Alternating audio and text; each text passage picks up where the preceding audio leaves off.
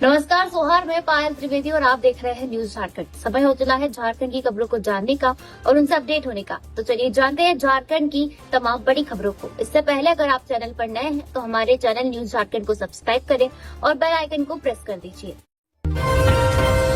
रजरप्पा में अनियंत्रित एक्सयूवी गड्ढे में गिरी, 9 घायल। जमशेदपुर से रजरप्पा मंदिर पूजा करने जा रहे थे सभी, तीखे मोड़ में ड्राइवर ने खोया नियंत्रण। रामगढ़ जिले के रजरप्पा थाना क्षेत्र अंतर्गत जानिया मारा जंगल में सड़क हादसा हो गया। हादसे में एक एक्सयूवी गहरे गड्ढे में गिर गई। हादसे में गाड़ी सवार 9 लोग घायल हो गए।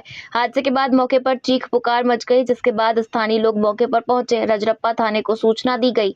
इसके बाद सभी घायलों को बाहर निकालकर रामगढ़ सदर अस्पताल इलाज के लिए भेजा गया। मिली जानकारी के अनुसार एक्सयूवी कार सवार जमशेदपुर से पूजा करने रजरप्पा मंदिर आ रहे थे। इसी बीच जानिया मारा जंगल में एक्सयूवी कार के ड्राइवर ने तीखे मोड़ के पास अपना नियंत्रण खो दिया, जिसके बाद गाड़ी गड्ढे में समा गई। इस दुर्घटना में 9 लोग घायल हो गए। घायलों में 4 की हालत गंभीर बताई जा रही है। सभी घायलों का रामगढ़ के सदर अस्पताल में इलाज चल रहा है। गिरिडीह में 9वीं की छात्रा के साथ रेप, आरोपी गिरफ्तार। झारखंड के गिरिडीह से एक बड़ी खबर सामने आ रही है। यहां सरिया में कक्षा 9वीं की छात्रा के साथ दुष्कर्म की घटना सामने आई है। बताया जा रहा है कि ग्रामीणों ने आरोपी को पकड़कर पुलिस के हवाले कर दिया है। घटना शनिवार की है, जब सरिया थाना क्षेत्र के एक गाँव में 15 वर्षीय दलित छात्रा के साथ दुष्कर्म की वारदात को अंजाम दिया गया। वह 9वीं कक्षा में पढ़ती है। घटना का आरोपी एक नाबालिग ट्रैक्टर चालक है, जिसे पीड़िता के परिजनों और ग्रामीणों ने पकड़कर पुलिस को सौंप दिया।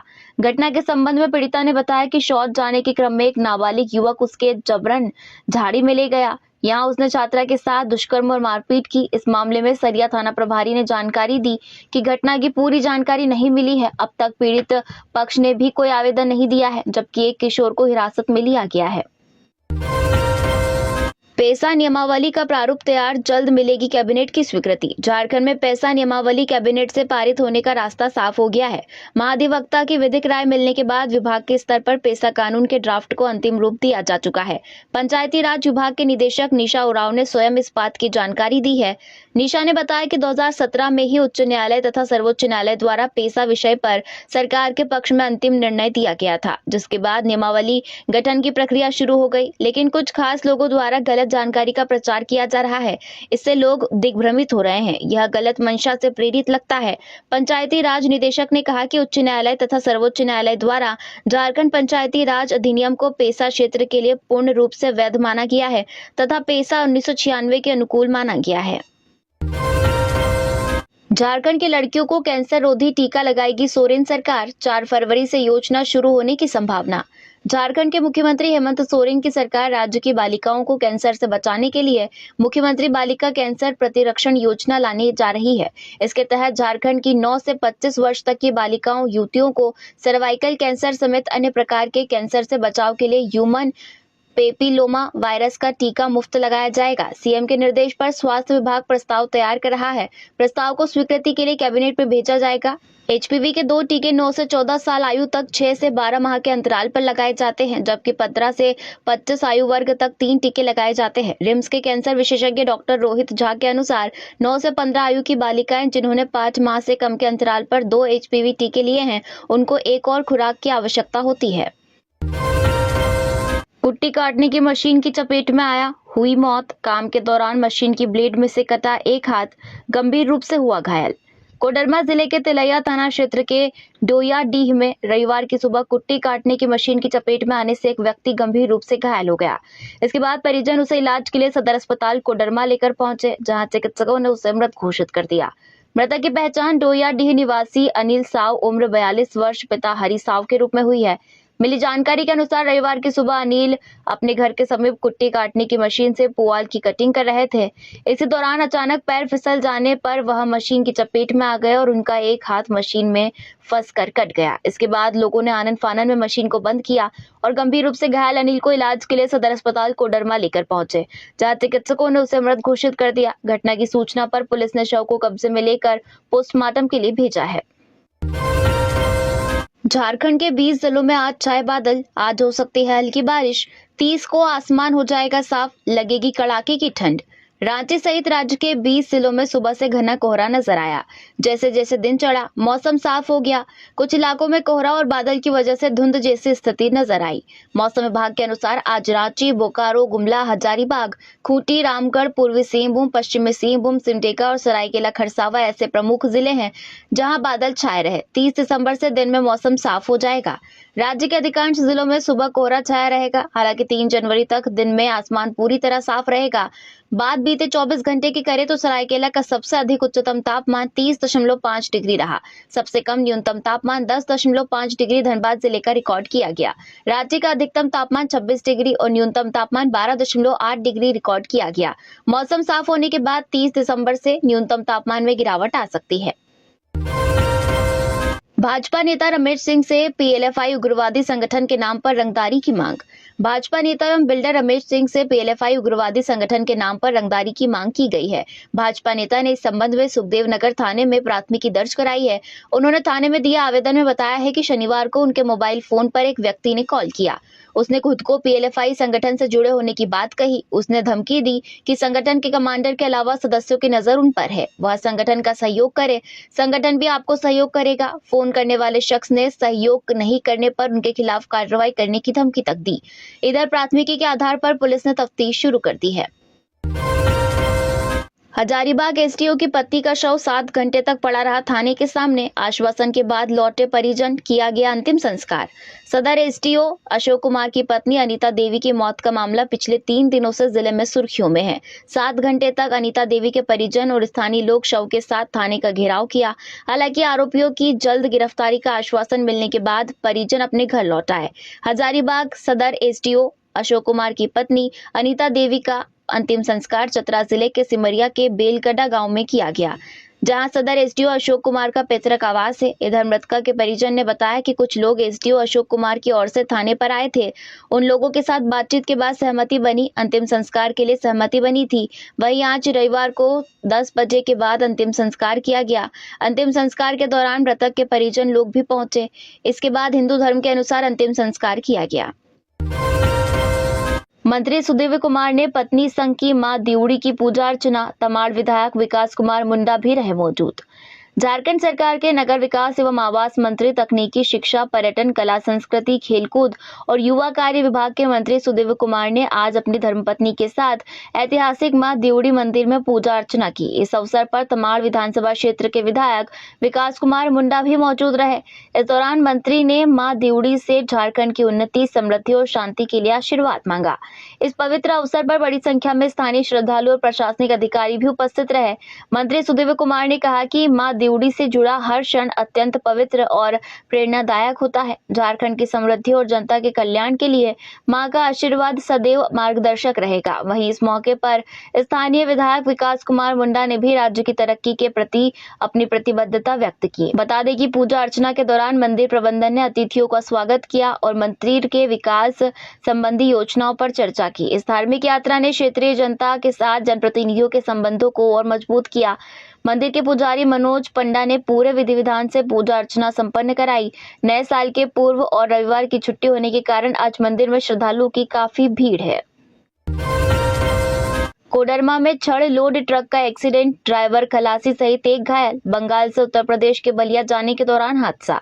कोडरमा थाना क्षेत्र के कोडरमा घाटी में रविवार को छड़ लोड एक ट्रक अनियंत्रित होकर दुर्घटनाग्रस्त होने से ट्रक का चालक, उपचालक और ट्रक पर सवार एक अन्य व्यक्ति गंभीर रूप से घायल हो गए। मिली जानकारी के अनुसार छड़ लोड ट्रक बंगाल से उत्तर प्रदेश और बलिया जा रहा था। इसी दौरान ट्रक कोडरमा घाटी में दुर्घटनाग्रस्त हो गया। इस दुर्घटना में बिहार के गोपालगंज निवासी चंद्रमोहन कुमार 20 वर्ष, पिता गौरी शंकर राम, सलमान खान उम्र 30 वर्ष, पिता इलियास खान और सफिया आलम उम्र 25 वर्ष, पिता मुन्ना आलम घायल हो गए। घायलों को हाईवे पेट्रोलिंग पुलिस व स्थानीय लोगों की सहायता से इलाज के लिए सदर अस्पताल कोडरमा पहुंचाया गया, जहां चिकित्सकों ने प्राथमिक उपचार के बाद तीनों को बेहतर इलाज के लिए हजारीबाग मेडिकल कॉलेज रेफर कर दिया। शिक्षा व्यवस्था का हाल बेहाल, 7,000 से ज्यादा स्कूलों में केवल एक शिक्षक के भरोसे पढ़ाई। केंद्रीय शिक्षा मंत्रालय द्वारा जारी यूडायस प्लस की 2022-23 की रिपोर्ट में झारखंड के स्कूलों को लेकर हैरान कर देने वाले तथ्य सामने आए हैं। यूडायस प्लस की रिपोर्ट के अनुसार प्रदेश के 7,642 स्कूलों में एक शिक्षक ही कार्यरत है। इन 7,642 स्कूलों में एक शिक्षक ही सभी कक्षाएं लेते हैं और सभी विषय पढ़ाते हैं। चिंताजनक बात यह है कि इन स्कूलों में कुल 3.78 लाख बच्चे नामांकित हैं, जिनका पठन पाठन केवल एक शिक्षक के भरोसे है। शिक्षकों की कमी का असर छात्रों की पढ़ाई पर भी देखने को मिलता है। नए साल पर बाबा बैद्यनाथ का शीघ्र दर्शन होगा महंगा, कूपन रेट डबल। नया साल आने में अब सिर्फ 3 दिन बचे हैं। नए साल का जश्न हर कोई अलग अलग तरीके से मनाता है। कुछ लोग डीजे की धुन पर नाचकर नया साल सेलिब्रेट करते हैं, तो कुछ लोग मंदिरों में भगवान के आगे माथा टेक कर। नए साल पर बाबा बैद्यनाथ के मंदिर में काफी भीड़ होती है। 1 जनवरी को बाबा बैद्यनाथ मंदिर में शीघ्र दर्शनम कूपन का शुल्क 600 रुपए होगा, जबकि आम दिनों में यह 300 रुपए होता है। नए साल पर श्रद्धालुओं की भारी भीड़ उमड़ती है। इसे नियंत्रित करने और सुरक्षा के पुख्ता इंतजाम किए जा रहे हैं। तैयारियों को लेकर शुक्रवार को अनुमंडल कार्यालय में बैठक हुई। इसकी अध्यक्षता अनुमंडल पदाधिकारी सह बाबा मंदिर प्रभारी रवि कुमार ने की। बैठक में तय हुआ कि पहले की तरह विशेष अवसर पर शीघ्र दर्शनम कूपन का दर 600 रुपया होगा। हत्या, गोलीबारी जैसी घटनाओं को अंजाम देने वाला अपराधी राहुल सिंह भागा विदेश। हत्या और गोलीबारी जैसी कई घटनाओं को अंजाम देने वाला अपराधी राहुल सिंह विदेश भाग गया। राहुल ने सोशल मीडिया पर फोटो भी पोस्ट की है। पोस्ट पर डाले गए लोकेशन के अनुसार वह कुवैत गया है। गौरतलब है कि राहुल सिंह ने हाल के कुछ महीनों में झारखंड के कोयलांचल में लेवी के लिए कई घटनाओं को अंजाम दे चुका है। साथ ही प्रेस विज्ञप्ति जारी कर घटना की जिम्मेदारी भी लेता है। राहुल सिंह ने झारखंड में काम करने वाली कंपनी, जमीन कारोबारी, कोयला कारोबारी, रोड, रेलवे ठेकेदार सहित अन्य को खास हिदायत दी है कि पहले हमसे सेटलमेंट और मैनेज करें, उसके बाद ही काम शुरू करें, वरना इससे भी बड़ा अंजाम भुगतने के लिए तैयार रहे। सभी कोई जितना जल्दी हो सके अमन श्रीवास्तव, अमन साहू और विकास तिवारी गिरोह को पैसा देना बंद करो। जमशेदपुर में बहू के सिर पर मारा लोढ़ा, मौत, सास, ननद और नाबालिग भांजा गिरफ्तार। जमशेदपुर से एक सनसनीखेज मामला सामने आ रहा है, जहां बेटा नहीं होने के कारण सास, ननद और भांजे ने मिलकर बहू की हत्या कर दी। घटना परसूडीह के किताडीह की है, जहां 34 वर्षीय आरती देवी की सास, ननद और नाबालिग भांजे ने उसके सिर पर लोढ़ा मारकर उसकी हत्या कर दी। इस मामले में पुलिस ने आरोपियों को गिरफ्तार कर लिया है। गिरफ्तारी के बाद पूछताछ में सास और ननद ने बताया कि आरती को बेटा नहीं होने की वजह से ससुराल वाले उससे नाराज थे। इसे लेकर आरती और उसके पति संजीव के बीच अक्सर विवाद होता था। इसी विवाद में तंग आकर आरती मायके चली गई थी, लेकिन कोर्ट के हस्तक्षेप के बाद वह पति के साथ रहने को तैयार हुई थी। मिली जानकारी के मुताबिक 24 दिसंबर को ससुराल वालों ने आरती के सिर पर लोढ़ा से वार किया था। इसके बाद ससुराल वाले घायल आरती को इलाज के लिए सदर अस्पताल ले गए। यहाँ उन्होंने कहा कि किचन में फिसलकर गिरने से आरती के सिर में चोट लगी। हालांकि उसकी गंभीर स्थिति को देखते हुए डॉक्टरों ने उसे रांची रिम्स रेफर कर दिया था, लेकिन ससुराल वालों ने उसे टीएमएच में भर्ती कराया, जहाँ इलाज के दौरान 25 दिसंबर को आरती ने दम तोड़ दिया। आईएएस पूजा सिंघल का निलंबन वापस लेने की तैयारी, फाइल कमेटी के पास। जेल से बाहर आई आईएएस पूजा सिंघल को जल्द राहत मिल सकती है। सरकार उनके सस्पेंशन को रिवोक करने की तैयारी कर रही है। कार्मिक विभाग ने निलंबन वापस लेने संबंधित संचिका बढ़ाई है। इस संचिका पर मुख्य सचिव की अध्यक्षता में गठित कमेटी विचार कर रही है। कमेटी की अनुशंसा के आलोक में उनका निलंबन वापस लिया जा सकता है। इससे पूर्व मुख्यमंत्री की भी सहमति ली जाएगी। बता दें कि मनी लॉन्ड्रिंग मामले में हाल ही में उन्हें जमानत दे दी गई है। ईडी कोर्ट ने उन्हें 28 माह बाद जमानत दी है। पूजा सिंघल को 11 मई 2022 को गिरफ्तार किया गया था। उन्हें 2-2 लाख रुपए के निजी मुचलके पर रिहा किया गया है। साथ ही उन्हें अपना पासपोर्ट भी कोर्ट में जमा करने को कहा गया है। रांची पुलिस ने शहर में चलाया चेकिंग अभियान। रांची पुलिस ने देर रात शहर में चेकिंग अभियान चलाया है। यह चेकिंग अभियान बियर बार, रेस्टोरेंट और सड़कों पर चलाया। नए साल के आगमन को लेकर रांची पुलिस विभिन्न जगहों पर चेकिंग अभियान चला रही है। इस चेकिंग अभियान में कोतवाली डीएसपी प्रकाश सोय, डीएसपी मुख्यालय वन अमर पांडे, सिटी डीएसपी केवी रमन सिंह सहित थाना प्रभारी शामिल थे। मनरेगा में रिक्त पद अब तक नहीं भरे गए, नियुक्तियों पर मांगी गई रिपोर्ट। मनरेगा में अभी तक भी रिक्त पदों पर भर्ती प्रक्रिया पूरी नहीं हो पाई है। अधिकांश जिलों में विभिन्न पद अभी भी खाली है। ग्रामीण विकास विभाग ने इसकी समीक्षा भी की थी और पाया था कि अभी भी कई जिलों प्रखंडों में रिक्तियों के विरुद्ध नियुक्ति प्रक्रिया लंबित है। विभाग ने इसे गंभीरता से ले लिया है। सभी जिलों के उपायुक्त व उप विकास आयुक्त प्रखंड विकास पदाधिकारियों को निर्देश देते हुए अविलंब रिक्त पदों को भरने का निर्देश दिया है। रोजगार सेवक, बीपीओ, कंप्यूटर ऑपरेटर, जेईई सहित अन्य पदों में नियुक्ति की जानी है। करीब 1500 से अधिक पद खाली थे। विभाग ने इन पदों के खिलाफ कितने लोगों की नियुक्ति अब तक की गई है, इसकी रिपोर्ट भी जिलों से मांगी है। यह प्रयास हो रहा है कि शेष रिक्त पदों को जल्द भरा जाए ताकि मनरेगा के काम में तेजी लाई जा सके।